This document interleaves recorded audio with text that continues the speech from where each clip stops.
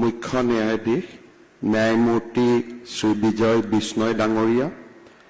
গুৱাহাটী উচ্চ ন্যায়ালয়ৰ সন্মানীয় ন্যায়াধীশ ন্যায়মূৰ্তি সুমন শ্যাম ডাঙৰীয়া, ন্যায়মূৰ্তি দেৱাশিষ বৰুৱা ডাঙৰীয়া,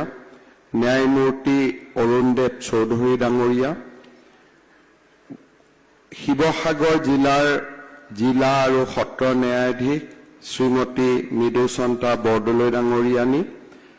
শিৱসাগৰ বাৰ এছ'চিয়েশ্যনৰ সভাপতি লোহিত প্ৰকাশ দত্ত ডাঙৰীয়া, জিলা আয়ুক্ত ডাঙৰীয়া, আমাৰ মাজত উপস্থিত থকা সন্মানীয় মন্ত্ৰী ৰণোজ পেগু ডাঙৰীয়া, যোগেন মহান ডাঙৰীয়া, সন্মানীয় বিধায়ক সুশান্ত বৰগোহাঁই ডাঙৰীয়া, তৰংগ গগৈ ডাঙৰীয়া, আমাৰ মাজত উপস্থিত থকা শ্ৰীমতী বিষ্ণই ডাঙৰীয়ানী, শ্ৰীমতী শ্যাম ডাঙৰীয়ানী, সন্মানীয় অধিবক্তাসকল আৰু সুধীবৃন্দ, শিৱসাগৰ জিলা ন্যায়িক আদালতৰ নতুন ভৱন উদ্বোধনৰ এই শুভ মুহূৰ্তত জিলাখনৰ আইন সেৱাৰ সৈতে জড়িত ন্যায়িক বিষয়া কৰ্মচাৰী আৰু অধিবক্তাসকলৰ লগতে সমূহ শিৱসাগৰবাসীক মই আন্তৰিক অভিনন্দন জনাইছো। ৰাজ্যৰ ঐতিহ্য আৰু সংস্কৃতিৰ অন্যতম পীঠস্থান শিৱসাগৰত এই ন্যায়িক ভৱনৰ উদ্বোধনে জিলাখনৰ ন্যায়িক ব্যৱস্থাটোক আৰু অধিক গতিশীল কৰাৰ লগতে জনসাধাৰণৰ আশা আকাংক্ষা পূৰণত নিশ্চিতভাৱে ইতিবাচক প্ৰভাৱ পেলাব। অত্যাধুনিক সা সুবিধা সম্পন্ন এই ন্যায়িক আদালতৰ ভৱনটো শিৱসাগৰবাসীৰ বাবে এক অনন্য সম্পদ হিচাপেও পৰিগণিত হ'ব বুলি মই নিশ্চিত। The Chief Justice of Guwahati High Court, Honorable Mr. Justice Bijoy Bishnoi, Honorable Judges, Justice Sri Suman Shyam, Justice Devashish Borua, Justice Sri Arundev Chaudhary of the Guwahati High Court are also present with us today. I congratulate everyone for this new judicial infrastructure. I am sure that under the guidance and leadership of our Honorable Chief Justice Sri Bijoy Bishnoi ji, we will continue to move ahead and will witness rapid transformation of justice system in our state. India is the mother of democracy, nurturing its evolution and maturity over many centuries. The judiciary is one of the cornerstones of Indian democracy, protecting the rights and equity of its citizens. In our country, the judiciary has played a crucial role in upholding justice, with the district judiciary being the first point of contact for individuals seeking redresses. Therefore, it is essential to have a robust justice delivery system to provide relief to those approaching the state with grievances, whether from criminal acts or civil dispute. This requires courts, the temple of justice, to meet the growing demands of the modern age. The establishment of the district court in Shivsagar is a significant step towards enhancing the justice delivery system in the entire district. যোৱা কেইটামান বছৰত ৰাজ্যৰ ন্যায়পালিকাৰ আন্তঃগাঁথনিয়ে এক নতুন অগ্ৰগতি লাভ কৰিছে। যোৱা বছৰ বৰপেটা জিলাত আমি নতুন জিলা ন্যায়িক আদালতৰ ভৱন মুকলি কৰিছিলোঁ। ইয়াৰ উপৰিও বোকাখাট আৰু ধুবুৰীৰ আদালত পৰিসৰ সম্পূৰ্ণ হোৱাৰ পথতো আগবাঢ়িছে। নতুন জিলাৰ সৃষ্টিৰ লগে লগে জিলা ন্যায়পালিকা স্থাপন কৰাটো অতি প্ৰয়োজনীয় হৈ পৰে। ফলস্বৰূপে নতুনকৈ সৃষ্টি হোৱা দক্ষিণ শালমাৰা, মানকাছাৰ, বজালী, বিশ্বনাথ, মাজুলী আৰু পশ্চিম কাৰ্বি আংলং জিলাতো জিলা ন্যায়পালিকা স্থাপন কৰা হৈছে। তদুপৰি বজালী, বিশ্বনাথ, মাজুলী আৰু পশ্চিম কাৰ্বি আংলং জিলাসমূহৰ বাবে ন্যায়িক বিষয়া আৰু কৰ্মচাৰীৰো আমি 176টা পদ সৃষ্টি কৰিবলৈ সক্ষম হৈছো। ন্যায়িক আন্তঃগাঁথনিৰ এনে উন্নয়নে ন্যায়িক ব্যৱস্থাটোৰ সবলীকৰণত এক অনুকূল পৰিৱেশ গঢ়ি তুলিব বুলি মই আশাবাদী। আজি শিৱসাগৰ জিলা ন্যায়িক আদালত ভৱনটোৰ উদ্বোধনে শিৱসাগৰ জিলাৰ ন্যায়িক ক্ষেত্ৰখনত এক নতুন মাইলৰ খুঁটি স্থাপন কৰিলে। আহোম ৰাজত্বৰ সময়ৰ পৰাই শিৱসাগৰ জিলাই অসমৰ গৌৰৱময় ঐতিহ্যৰ ধ্বজা বহন কৰি আহিছে। এই ঐতিহ্যৰ ভেটিতে আমাৰ সমাজ ব্যৱস্থাও গঢ় লৈ উঠিছে। গণতান্ত্ৰিক প্ৰমূল্যবোধ, ন্যায় ব্যৱস্থা, শাসন প্ৰণালী আদিকে ধৰি শিৱসাগৰৰ পবিত্ৰ ভূমিয়ে শক্তিশালী কৰি আহিছে। আজিৰ এই গৌৰৱময় অনুষ্ঠানত শিৱসাগৰ জিলাবাসীক পুনৰ এবাৰ অভিনন্দন জনাইছো, ধন্যবাদ জনাইছো যে শিৱসাগৰত আজি এটা আমি সুন্দৰ ন্যায়িক আদালত লাভ কৰিব পাৰিছো। গুৱাহাটী উচ্চ ন্যায়ালয়ৰ মুখ্য ন্যায়াধীশ সন্মানীয় ন্যায়মূৰ্তি শ্ৰী বিজয় বিষ্ণয় ডাঙৰীয়াৰ সুন্দৰ নেতৃত্বৰ বাবে আজি আমি এই এটা সুন্দৰ ন্যায়িক আদালত লাভ কৰিবলৈ সক্ষম হৈছো। মই সেয়েহে শিৱসাগৰ জিলাবাসী ৰাইজৰ হৈও গুৱাহাটী উচ্চ ন্যায়ালয়ৰ মুখ্য ন্যায়াধীশ গৰাকীক অভিনন্দন আৰু ধন্যবাদ জনাইছো। শ্ৰদ্ধাৰ অধিবক্তাসকল, আমাৰ বাবে 1 জুলাই তাৰিখটো ন্যায়িক ইতিহাসৰ বাবে এটা নতুন মাইলৰ খুঁটা হ'ব। প্ৰধানমন্ত্ৰী নৰেন্দ্ৰ মোদী ডাঙৰীয়াৰ বলিষ্ঠ পদক্ষেপত আমাৰ দেশে ব্ৰিটিছ ঔপনিৱেশিক দিনৰ পৰাই প্ৰচলিত Indian panel code, code of criminal procedure আৰু ইণ্ডিয়ান এভিডেন্স এক্টৰ পৰিৱৰ্তে ভাৰতীয় ন্যায় সংহিতা, ভাৰতীয় নাগৰিক সুৰক্ষা সংহিতা আৰু ভাৰতীয় সাক্ষ্য অধিনিয়ম বলবৎ কৰি দেশত এক যুগান্তৰকাৰী পৰিৱৰ্তন ঘটালে। এই পৰিৱৰ্তনে ন্যায়, সমতা আৰু নাগৰিকৰ অধিকাৰ সুৰক্ষিত কৰাৰ দিশত গণতন্ত্ৰৰ দায়বদ্ধতাকে প্ৰতীয়মান কৰিছে। নিজৰ চহকী আইনী ঐতিহ্য থকাৰ পিছতো আমাৰ দেশৰ ফৌজদাৰী দণ্ডবাধী ব্যৱস্থাটো ইমান দিনে ঔপনিৱেশিক যুগৰ আইনসমূহৰ দ্বাৰা নিয়ন্ত্ৰিত হৈ আহিছিল। সেইবাবে ভাৰতীয় সংসদে গ্ৰহণ কৰা 3খন গুৰুত্বপূৰ্ণ ফৌজদাৰী আইন প্ৰণয়ন কৰাটো এক যুগান্তকাৰী ঘটনা। প্ৰধানমন্ত্ৰী ডাঙৰীয়াৰ ইজ অব জাষ্টিছ দৰ্শনৰ সৈতে সংগতি ৰাখি কেন্দ্ৰীয় চৰকাৰে এই নতুন ন্যায় সংহিতা গ্ৰহণ কৰিছে। প্ৰধানমন্ত্ৰী ডাঙৰীয়াই এই নতুন ফৌজদাৰী আইনসমূহে citizen first, dignity first and justice first অথবা নাগৰিক প্ৰথম, মৰ্যাদা প্ৰথম আৰু ন্যায় প্ৰথম নীতিৰ ওপৰত গুৰুত্ব আৰোপ কৰিছে। এই নতুন আইনী পৰিকাঠামোৰ অধীনত এতিয়া আৰক্ষীয়ে লাঠিৰ পৰিৱৰ্তে ডাটা অৰ্থাৎ লাঠিৰ পৰিৱৰ্তে তথ্যৰ ওপৰত নিৰ্ভৰ কৰি কাম কৰাৰ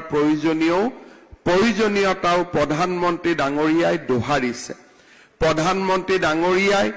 ইজ অব জাষ্টিছৰ ওপৰত সৰ্বাধিক গুৰুত্ব দি ease of living, ease of doing business and ease of travel and কমিউনিকেশ্যনৰ প্ৰতিও চৰকাৰৰ দায়বদ্ধতাক সজোৰে ঘোষণা কৰিছে।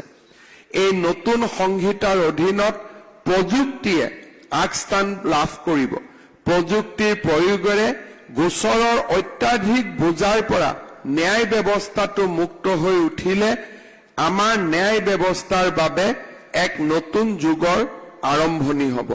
মই বিশ্বাস কৰোঁ যে আমাৰ অধিবক্তাসমূহে নতুন ন্যায় সংহিতা কেইখন সুন্দৰভাৱে অধ্যয়ন কৰি নতুন ন্যায় সংহিতাৰ দৰ্শনৰ লগত জাষ্টিছ ডেলিভাৰী ছিষ্টেমটোক শক্তিশালী কৰাৰ বাবে প্ৰচেষ্টা হাতত ল'ব। ইয়াৰ লগতে অসম আৰক্ষীকো নতুন ন্যায় সংহিতাৰ সৈতে অপৰাধ তদন্তৰ দিশত আগবাঢ়িবৰ বাবে আমি যথেষ্ট ব্যৱস্থা হাতত লৈছো আৰু আমি আৰক্ষীক প্ৰশিক্ষণ ফৰেনচিক ট্ৰেইনিং আৰু ডাটাবেছ জাষ্টিস সিস্টেম এটা যাতে ডেভেলপ হয় তাৰ বাবে আমি তেওঁলোকক উপযুক্ত প্ৰশিক্ষণ দিয়াৰ বাবেও চেষ্টা কৰিছো জুলাই মাহৰ পৰা বহু কেইটা বছৰলৈকে আমি দুটা ব্যৱস্থাৰ সৈতে নিজক জড়িত ৰাখিব লাগিব পুৰণা গোচৰসমূহৰ বাবে আইপিসি সিআৰপিসি এভিডেন্স এক্ট আৰু নতুন গোচৰৰ বাবে ন্যায় সংহিতা মই ভাবো আমাৰ অধিবক্তা আৰু ন্যায়পালিকাৰ কাৰণে অন্তত next 5 years will be a very very challenging period কাৰণ আমি দুটা সিস্টেমৰ লগত কোএক্সিষ্ট কৰি আমি আগবাঢ়ি যাব লাগিব আৰু সেই সময়ত মই ভাবো যে আমাৰ বাবে মানসিক হেঁচাও থাকিব আৰু দুইটা সিস্টেমৰ মাজত ইন্টাৰপ্লে কৰিবৰ বাবে আমি যথেষ্ট জ্ঞান আৰু অভিজ্ঞতা আৰু লগতে নতুন শিকাৰ আগ্ৰহেৰেও আমি আগুৱাই যাব লাগিব মই ভাবো যে অসমৰ ন্যায়পালিকাৰ সৈতে জড়িত আটায়ে এই নতুন প্ৰত্যাহ্বান গ্ৰহণ কৰিব পাৰিব and under the leadership of Guwahati High Court মই ভাবো যে আমাৰ প্যানেল কোডৰ পৰা ন্যায় সংহিতালৈ যিটো আমাৰ নতুন যাত্ৰা সেই নতুন যাত্ৰা সুষম হ'ব it will be a smooth transition আৰু যিটো ট্ৰেনজিশনে আমাৰ সৰ্বসাধাৰণ লোকক যিসকলে আমাৰ পৰা ন্যায় বিচাৰে তেওঁলোকক আমি সহায় কৰিব পাৰিম মই আৰু এটা বিশেষ বিষয়ৰ ওপৰত গুৰুত্ব দিব খুজিছো আমাৰ চৰকাৰখনৰ বাবে এটা ডাঙৰ প্ৰাথমিকতা হৈছে বাল্য বিবাহ শিশু আৰু নাৰীৰ ওপৰত হোৱা অত্যাচাৰৰ বিৰুদ্ধে নিৰন্তৰ সংগ্ৰাম পস্কো আদালত বিলাক আজি আমি 17খন জিলাত স্থাপন কৰিছো বাল্য বিবাহৰ সৈতে জড়িত বহুত ব্যক্তিক আমি গ্ৰেপ্তাৰ কৰিছো পস্কো অধীনত আমি তেখেতসকলক ন্যায়পালিকাৰ ওচৰত থিয় কৰাবলৈ প্ৰচেষ্টা কৰিছো ইণ্ডিয়ান পপুলেশ্যন ইনষ্টিটিউটে ইতিমধ্যে অসমত গৱেষণা চলাইছে যে যোৱা এটা বছৰত আমি লোৱা প্ৰচেষ্টাৰ সময়ত বাল্য বিবাহৰ ইনসিডেন্ট আমি কিমান কমা সমাজত দেখা পাইছো আৰু যৌন নিৰ্যাতন আৰু বিশেষকৈ শিশুৰ ওপৰত যৌন নিৰ্যাতনৰ ঘটনা আমি কিমান হ্ৰাস কৰিব পাৰিছো অহা 3 মাহত তাৰ বিজ্ঞানসন্মত প্ৰতিবেদন এখন পাম বুলি আমি আশা কৰিছো মোৰ এটা অনুৰোধ থাকিব যে ন্যায়পালিকাই কি সিদ্ধান্ত লয় ন্যায়পালিকাৰ ওপৰত তাৰ সিদ্ধান্ত তাত আমি একো কমেন্ট দিব নোৱাৰো কিন্তু অধিবক্তাসকলক মই অনুৰোধ কৰিম যে শিশু আৰু মহিলাৰ অপৰাধৰ সম্পৰ্কত জড়িত গোচৰবিলাকত আমি যিকোনো কাৰণতে যাতে ইয়াৰ শুনানি আমাৰ কাৰণে স্থবিৰ হৈ নপৰে তাৰ বিষয়ে আমি গুৰুত্ব দিয়া উচিত কাৰণ সমাজক ন্যায় দিয়া আমাৰ সকলোৰে দায়িত্ব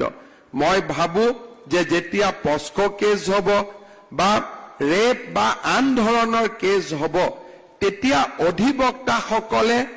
আদালতৰ পৰা সময় নিবিচাৰি আদালতক বাধ্য কৰাব লাগে যে আধা ঘণ্টা বেছিকৈ শুনি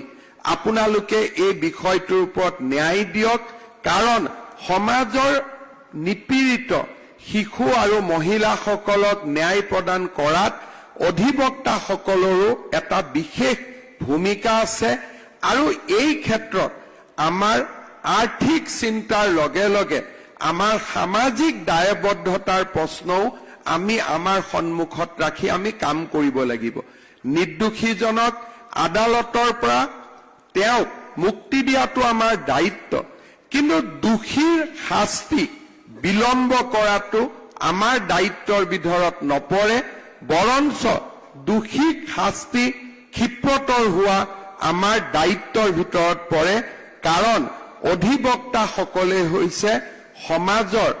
আটাইতকৈ সন্মুখত থকা সমাজে বিশ্বাস কৰা শ্ৰেণীৰ ভিতৰত এটা অন্যতম শিক্ষক অধিবক্তা আমাৰ প্ৰফেচাৰ্ছ